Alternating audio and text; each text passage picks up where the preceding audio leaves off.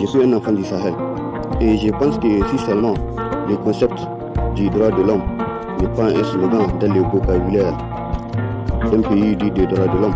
le général de Gaulle n'aurait jamais eu le culot et l'audace de faire une tournée tactique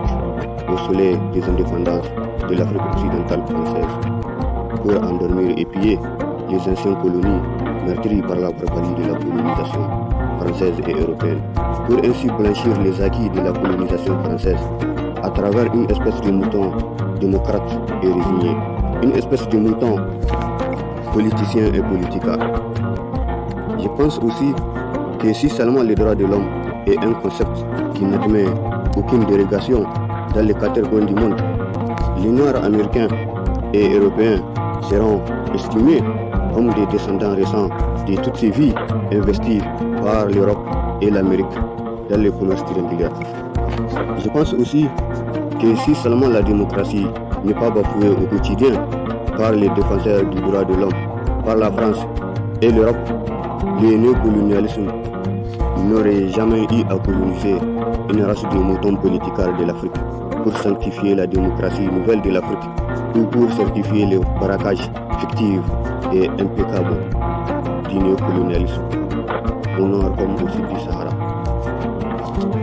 ou pour maquiller le braquage impeccable du Fonds monétaire international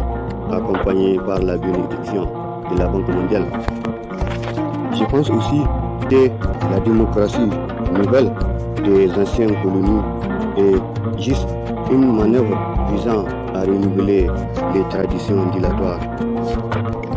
de l'instinct colonial de la France et de l'Europe. Et même si, selon Dany Laferrière, la résistance est une passion africaine. Et je pense que c'est une passion que les enfants d'Afrique, d'Haïti, n'avaient pas perdue durant les guerres de libération sud-américaines. Une passion qu'a pu jurer le général de Gaulle lors de son appel à la résistance contre les nazis. Même si le général de Gaulle fut le concepteur du supermarché de la décolonisation des colonies françaises, le concepteur de la promotion d'une race de moutons qui serait au secours de l'économie d'un pays dit de droits de l'homme juste après la Seconde Guerre mondiale. Il fut le père fondateur du néocolonialisme français pendant le soleil des indépendances africaines. Le père fondateur du réseau de Jacques Foccart, un loup qui fut le marteau d'un pays dit du droit de l'homme. Avec le général de Gaulle au front du néocolonialisme, d'une économie européenne et en détresse. Oui, au lendemain d'une guerre,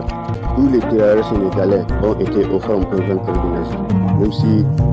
Sarkozy a dit la bêtise et la sottise de dire que l'Afrique n'est pas suffisamment entrée dans l'histoire.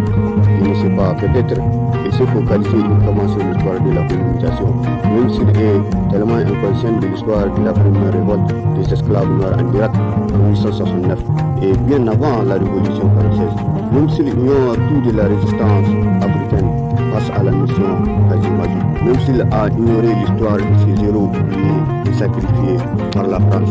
dans les camps de Tchoré, même s'il a oublié les aveux signés de Jacques Chirac sur les pratiques dilatoires de la démocratie française au Niger, au Mali et aux 4 coins de l'Afrique, même s'il est inconscient que le lycée n'a pas le monopole de l'histoire héroïque du capitaine Thomas Sankara. Elle n'a pas le monopole de l'histoire du révolutionnaire